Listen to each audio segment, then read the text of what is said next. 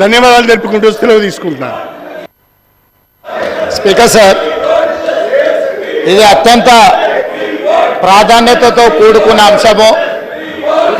మాదిగ ఉపకులాల వర్గీకరణకు సంబంధించి సుప్రీంకోర్టు ఇచ్చిన తీర్పు చాలా గొప్పది.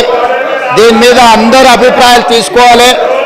నేను కూడా తమరికి విజ్ఞప్తి చేస్తున్నా, ప్రధాన ప్రతిపక్ష పార్టీకి ఈ అంశంలో మాట్లాడడానికి, వర్గీకరణపై వాళ్ళ అభిప్రాయం చెప్పడానికి వారికి అవకాశం ఇవ్వండి.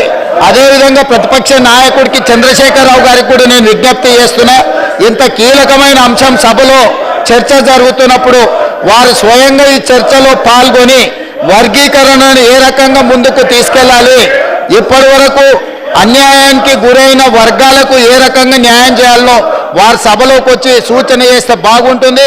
ఒకవేళ వారికి ఈ అంశం పట్ల పట్టి లేకపోతే వారి వారసులు ఎవరు మాట్లాడినా కూడా వర్గీకరణకు వారిని కూర్చోబెట్టి వారికి మైక్ ఇవ్వవలసిందిగా తమరికి విజ్ఞప్తి చేస్తున్నా. అధ్యక్ష,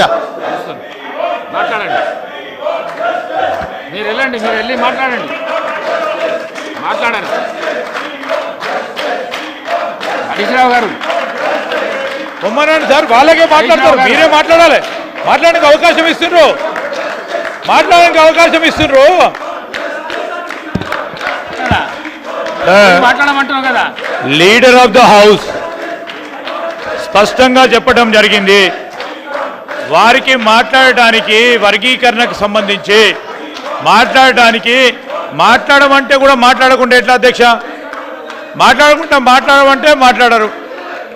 ఈరోజు వారు మాట్లాడమని చెప్తా ఉన్న సందర్భంలో ఎస్సీ వర్గీకరణ గురించి మాట్లాడు అంటే మాట్లాడతలేరు.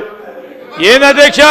ఇప్పుడే ముఖ్యమంత్రి గారు చెప్పారు వర్గీకరణకు సంబంధించి ఆ అంశంపై మాట్లాడమంటే